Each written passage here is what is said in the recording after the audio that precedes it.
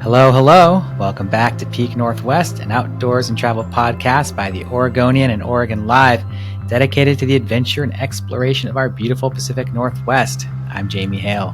And I'm Chiara Profena. Together, we take you to some of the most beautiful and interesting destinations in our region, discussing where to go, what to do, and places to see. This week, we're exploring one of Oregon coast's smallest, quietest vacation destinations. That's right. You know, it seems like every beach-going family in Oregon has like their place on the coast, that town they go to year after year, the spots that become enshrined in tradition, right? For a lot of people, that's bigger cities like Cannon Beach or Newport or Florence, or for some folks, it's smaller places like Manzanita or even Gold Beach. But when I was growing up, my family found our place in an even smaller coast town, a place called Neskowin. I feel like I've heard of it. Obviously, I've never been there. I've only been to like 2 places on the coast, so everything's new to me. So You'll have to share why it's so special. Let me ask you this. Obviously you didn't grow up here in Oregon, but did you have places that your family would go to every year that you kind of built that kind of relationship with? Oddly enough, not in Texas where I was raised, but we went to New Mexico. Like, we had a cabin there, and we were big, like, ski snowboarding family, so that was our thing. It was like we would go to this tiny, tiny little town in the Rocky Mountains.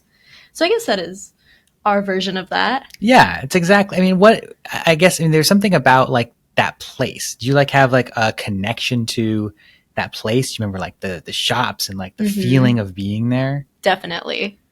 I feel like it was one of the smallest little ski areas you could go. It was very like family oriented, and you had like one grocery store and that was it. I feel like that's the vibe for family trips. Often so, right? I mean, that's at least what it was for me. And Neskowin, I think, is very similar. There's like not a lot going on. There's like not a lot to do. There's not a lot of businesses. It's kind of this tucked away little hamlet where you just kind of are there in your beach house or your rental. And, you know, I remember like growing up, like, you know, a lot of, you know, mornings at the beach and afternoons in there inside our beach house playing like Mad Libs. You know, there's like a little lawn growing outside. We go to the same place every year called the Chelan, which is like this like 1930s, 40s Art Deco, like, you know, I think like 10 unit beachfront building. It's like a bunch of condos, I guess, technically. And we have this memories of going to Neskowin. And I haven't been back. I went back once for a family reunion 10 years ago in 2015, but I had not been back otherwise. So this summer, I was really excited. I think with having a baby now, you know, she's about to turn 1. It's her first like summer as like, you know, a baby that does stuff. And I was like, let's go on like, you know, for her first beach trip to the place that I grew up going to the beach, introduce her to the place where I was introduced to the beach. And so we did it. We took her out to Neskowin. And it was it's such an interesting experience going back. Yeah. Did you stay at like the same condo and everything? We did. Yeah. I didn't know if it was still around or not, the Chelan, but it was also like there was like two pieces, I think, to this story we're talking about today. One is like this like family experience of like reconnecting to this place with my daughter.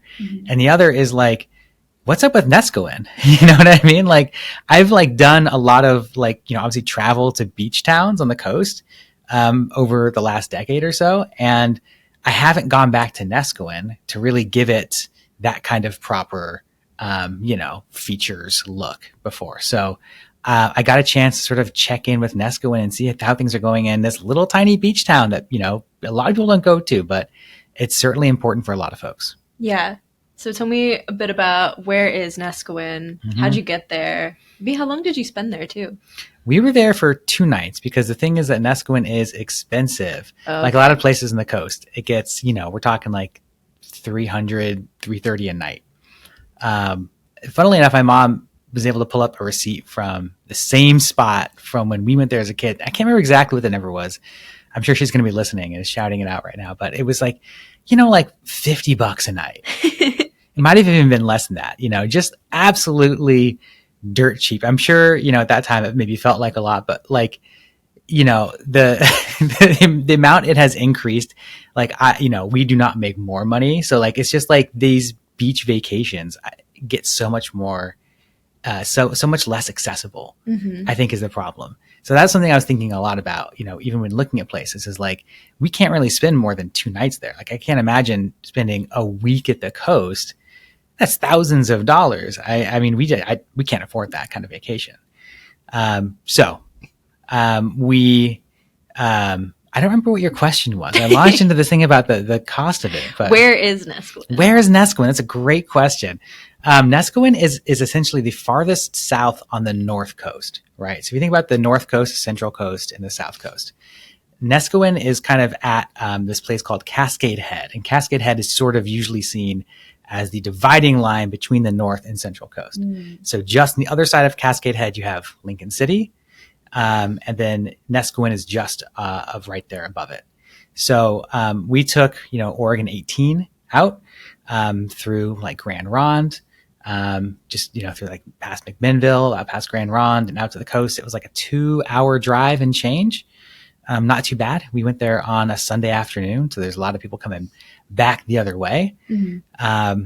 It was short enough that the baby was able to sleep the whole time, which was great. We love that. So it's kind of tucked away in there. It's there's one turnoff off the highway to get to Neskowin, and it's kind of like on just after this curve coming out off of Cascade Head. So it's really like easy to miss. Yeah. Like it's a real blink and you miss it kind of town. So you have to kind of know that it's there. Mm-hmm. And does the town kind of have more of a locals only vibe, would you say? Yes and no. I mean, it has, I think, a lot of like the strong contingent of locals, but it's also like historically been a place that is a vacation destination. Gotcha. But like, it's not like Seaside where you have these high rise hotels, and it's not like Cannon Beach where you have these like fancy resorts. Mm-hmm. There's none of that there. It is all like beach cottages and condos. That is Neskowin. And so, as you were saying, with how it's gotten really expensive over the years, going back, remembering it, like when you were growing up, has maybe the vibe of the town shifted at all? Has the quality of like the vacation gone up at all, or can you say that it's mostly the same? I kind of think it's mostly the same, at least from my memories. We left Oregon when I was 10, so my memories of Neskowin are pretty old. But the beach is the same, for the most part. Some cliffs are maybe more eroded, but otherwise it's about the same place. It's just, like everything on the coast, the cost has gone up. More people have discovered the Oregon coast. There's more money in the area.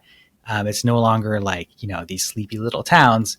But that's the thing about Neskowin, though, is it is still kind of a sleepy little town. But, this money goes into making sure these places are modernized. So like when we stayed in this condo in the Chelan, it was nice in there. Like they had done work. The floors were new and like the kitchen was new. It looked really great. And they had, put in all of these boulders called riprap. I don't know if you know about riprap. When there's an eroding cliff on the coast, like there often is, if you want to protect it from further erosion, one of the things they do is they just stack a bunch of boulders against it called riprap. So that was not there when I was a child, but now it is. So there's like all these boulders against the cliff, which should help it not fall away in the future, which Ideal. is great. Yeah. So tell me about what you did there. What were your like favorite little places to walk around? There's not a lot to do there. So Neskowin, like I said, it's got a very small footprint. It's like I think 1.5 miles is like the whole footprint of the town.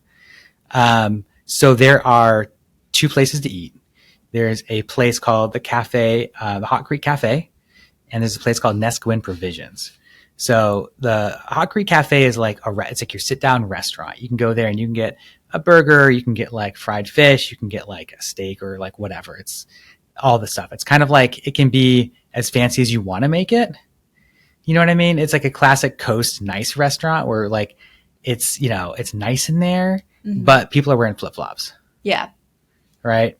Kind of like a catch-all. Exactly. We had one dinner there. We got a pizza. They make their own wood-fired pizza. which was very good. They ran out of pizza cheese, so it was like just like mozzarella. And I think they maybe overcompensated a little bit. They're like, oh, we'll give them more of that because we don't have the regular stuff, which is very sweet, but it was just like, it was a funny pizza. I liked it, but it was a bit of a funny pizza. But they were very nice over there. It's like, if you want to go out to eat, it's like your one spot.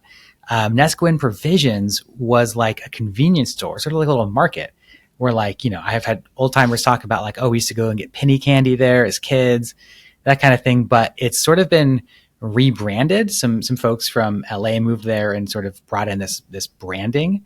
But they now have like this sort of counter service sandwiches, breakfast burritos. They make their own donuts in the morning, which is pretty fun.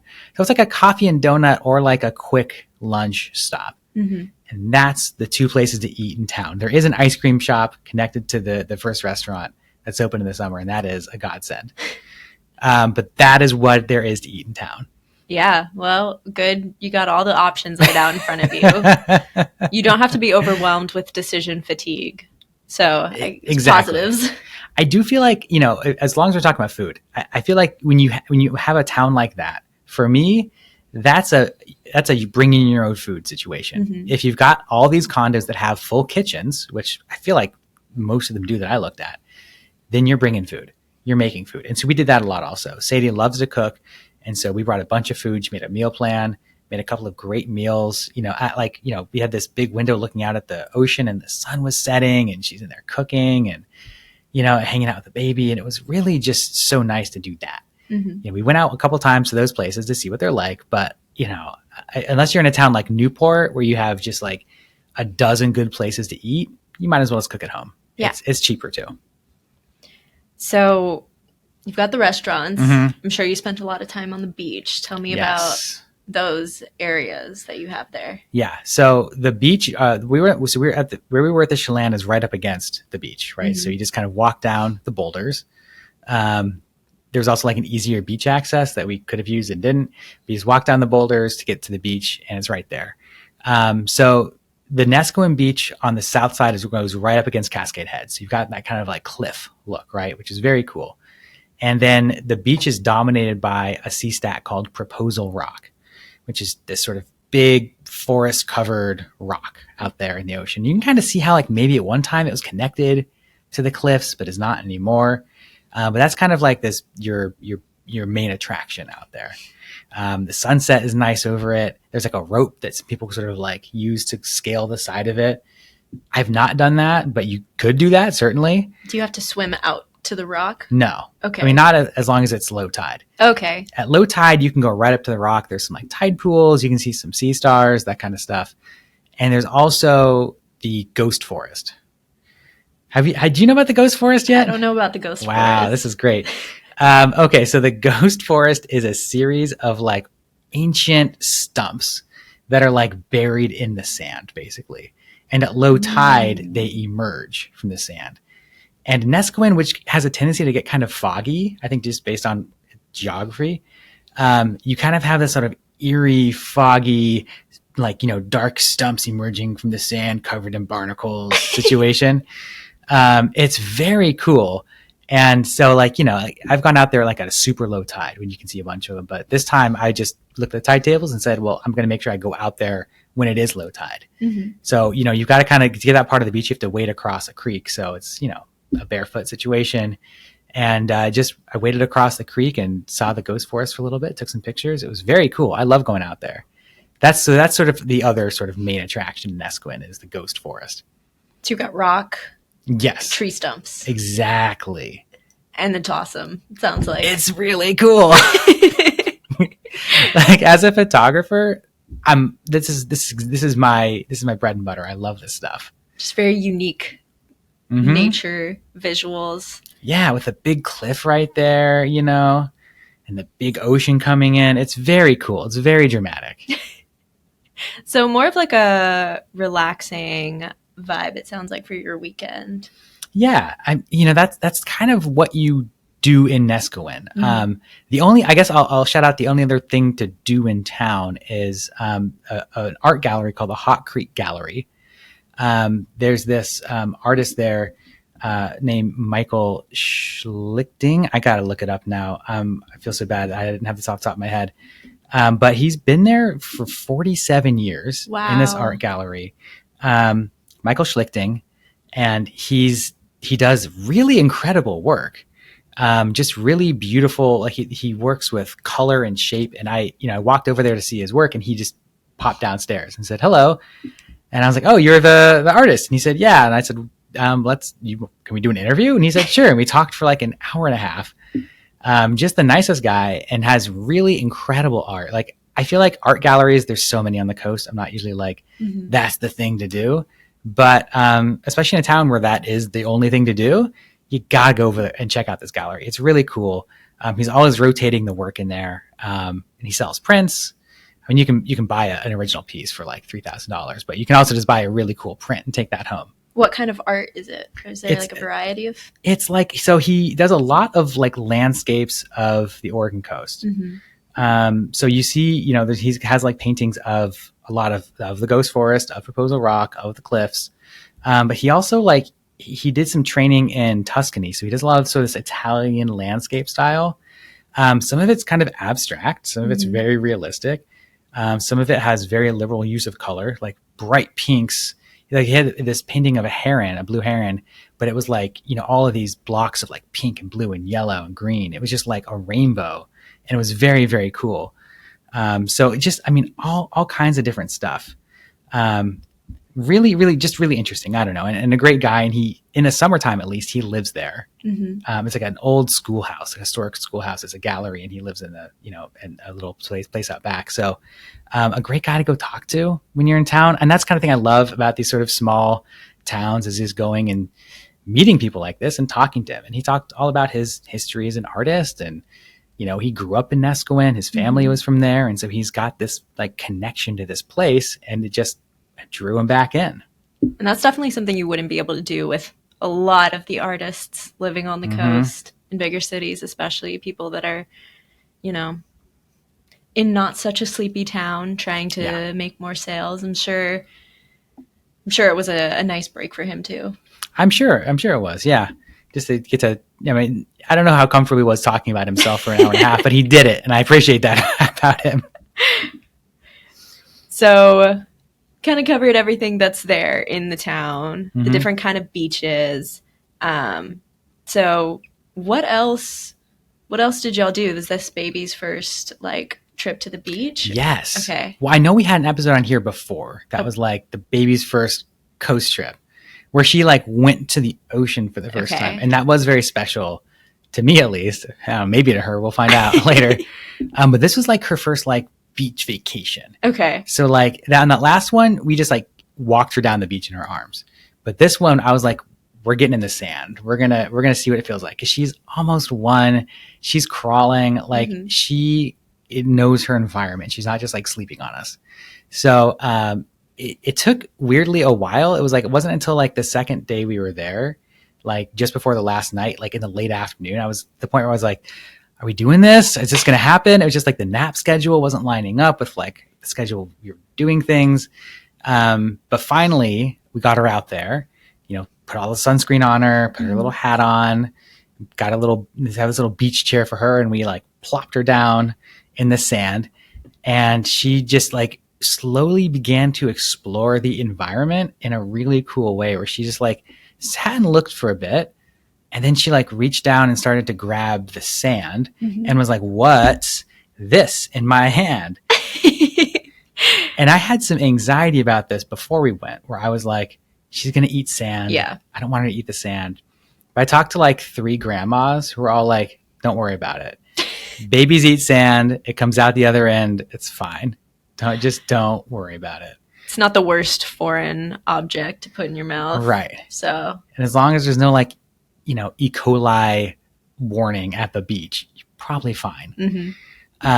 So after she kind of explored it in her beach chair, we were like, I guess maybe we should let her out and let her explore more. And then so we put her down on her hands and knees in the sand, and she was just digging her feet into the sand and grasping her tiny fat little fingers into the sand. and just like letting it pour out of her hands. And it was so cool. And then she just started crawling. She, like a baby turtle emerging from the sand, just made a beeline to the ocean. So very connected to, oh yeah, to the land right there. Immediately. We had to go like grab her before she walked into the water. I feel like she would have if we didn't stop her. That could have been a shock. Yeah. Pretty cold out there, huh? We did put her feet in the water. Okay. I like sort of held her Yeah. and dropped her feet in as the waves came up, and she did immediately lift them out of the water. It's freezing out there. But it was just, I don't know, so cool to see her not only like be out there, but to like really like it. I mean, when we like left and like picked her up off the beach, she was like, no, I want to crawl in the sand more. And she had done it for like half an hour at that point. And we were like, no, we do have to go in, you know? But she like wanted more and more of it. So I feel like she's already made a connection to the beach, and that's so cool. And it's the same view that, like, you know, I probably crawled around in the sand for the first time too. And that's really cool. I love that.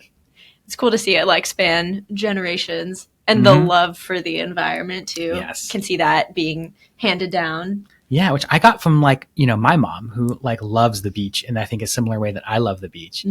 I mean, she grew up in Houston, going on to the Gulf, and so like that was something she used to always talk about. And I remember like going on beach walks with my mom as a kid, and when Leona can walk, like we'll go on beach walks together, and like, oh my God, I'm gonna cry. It's so sweet thinking about that. It's just so nice. So it was cool to sort of take a first step in that relationship with her. Just really, really special. And I feel like that was as much fun as we had in Neskowin, going to the restaurants and doing the things and talking to the artists and all the stuff. Like that was, I think, what I enjoyed the most about the experience. Yeah. Kind of goes back to the whole family aspect of what this town's all about. It is. And I did some research into the history, because it had like in the place we were staying, they had a little booklet that said, here's the history of Neskowin. And in there, they were really saying like when it was sort of like, you know, plotted by white people in the, you know, 18th century, it was like really designed as a family destination. They wanted people to have like their family beach house cottages there. So it was like specifically all about like making this a place where families can go. And I feel like that's maybe true of everywhere on the coast. I don't know that this is like somehow specifically more family. Like families are different, and families like to do different things. I can see a lot of kids being like, there's nothing to do in Neskowin. Where's the skee ball? But like, I don't know, for me and my family and the way that I enjoy going to the ocean, at least, this is like perfect. So I can definitely see some trips to Neskowin in the future. Even Sadie, who had not been there before, was like, wow, I love it here. When are we coming back? We've got to make it back. So I think we've got to go back. Maybe it's going to be a new family tradition now. That's awesome. So is this your favorite beach town? I can't do that. I can't play favorites. This is the most sentimental beach town? Yes. Okay. I think it's definitely the most sentimental beach town. Yeah. It has the most sort of like, you know, resonance with me, like in terms of like my family, I think. Like, and I can't believe I didn't say this until now, but like, so when we got into our unit at the Chelan, and I was flipping through the guest book, as you do, you know, everyone has their little things. I love just like flipping through and seeing stuff. And I opened it up just to a random page, and I saw it was written by my cousin, who had stayed there with my aunt and her siblings and her daughter in the same unit 10 years ago at our family reunion. Wow. And I didn't know that it was the same unit. I had forgotten that we stayed at the Chelan 10 years ago. And I just had opened it up right to that page. And so there was like that connection to my family was just there. That's wild. Isn't that crazy? Those are some crazy odds. 10 years ago? 10 years ago. Like those, usually the guest books that old aren't around anymore. Yeah. They get rid of that. Well, that's really cool. So just like a short weekend. Sounds like you had a great time. Anything else nearby that you stopped by or that you'd recommend stopping by? Yeah. You know, I think Neskowin, you can do it like really sort of like as an insular experience. Like here's our little town. Here's a couple things to do. But there is stuff to do around there. So like, I mean, I say there's like 2 places to eat in town, but you can drive 10 minutes and get to towns with more restaurants. Right. So just to the north of Neskowin is Pacific City. You have, Oregon's other Haystack Rock. You have Cape Kiwanda. You have the original Pelican Brewing. There's all kinds of places to eat, all kinds of things to do. And then just south of Neskowin is Lincoln City. Again, they have the Kite Festival there. They have a ton of restaurants, just all kinds of stuff to do there. So you can really expand your horizons just a little bit and have a lot more to do. Mm-hmm. But for me, for this trip, I was like, let's just keep it in Neskowin. I feel like what I wanted to do was just hang out in the Chelan. I wanted to look out at the ocean. I wanted to just like take some pictures and chill. Right? Yeah. And that's what we got. And I think Neskowin affords you that opportunity, which is one of the things I love so much about it. Yeah, that sounds like a great little trip. So anything else you want to end with, or any other tidbits for people that might want to explore Neskowin? Booking a place to stay is a little tricky because Neskowin does not have like hotels. Everything, as far as I can tell, like everything is like privately owned condos and cottages and vacation homes. So there's like a few different rental management companies that you have to sort of work with to find these places. Like the Chelan is largely managed by this company called Gray Fox Vacation Rentals. So we worked with them. But like, it's not as easy to just like say, oh, I'm going to stay at this hotel. Mm-hmm. Here's the booking website. I did it. Or just go to Airbnb, because a lot of people aren't on Airbnb. Some people are. But like if you can find the little vacation rental companies, I'm going to write a story that includes all this information. So look out for that. Then it can be easier, but it is a little trickier than some other places to find a place to stay. So, but once you do, it's totally worth it. Highly recommend it. If you're looking for that quieter beach town experience, Neskowin is a great spot to do that. Good to know. Good to have people keep an eye out for your write-ups. That's right. So are you enticed? Is that your kind of speed? I definitely would want to stop by. I think the art gallery sounds the coolest to me. Mm-hmm. That feels very interesting and unique. I don't think I have enough coastal experience to like decide fully like where I should go, because you always talk about like a new coastal town every week, so it's hard to like decide like, okay, which one is the one I should visit. So yeah. I know at the end of this month, we'll talk about this on a future episode, but Hood to Coast, I'll be in Seaside area, so that'll be my Oregon coast experience for this month, and then from there we can decide what the next stop will be. Okay, I'm happy to help you sort it all out. Yeah, I love the coast. I love visiting it. I love when other people discover it. Mm-hmm. So I'm happy to help you sort through and find your perfect little Oregon coast destination. I love having an expert at my disposal. It's the best part of not the best part of working with you, but this is a great perk of having you. It's a good perk. I think so. Well, folks, that will do it for us for today. Until next time, you can watch our videos on the Oregonians YouTube channel and view all of our travel and outdoors coverage on OregonLive.com/travel, as well as HereIsOregon.com. Please leave us a rating or review if you enjoy the show. And if you want to support this podcast, as well as our local journalism, please consider a subscription to Oregon Live. You can find the details at OregonLive.com/subscribe. Also, if you're a fan of the show and you're interested in potentially sponsoring it, you can get in touch with our marketing people at advertise@oregonian.com. This episode of the show is produced by me, alongside Jamie Hale, Teresa Mahoney, and Vicky Connor. Stay safe and happy travels, everyone. Until next time, we leave you with this 10 seconds of Zen.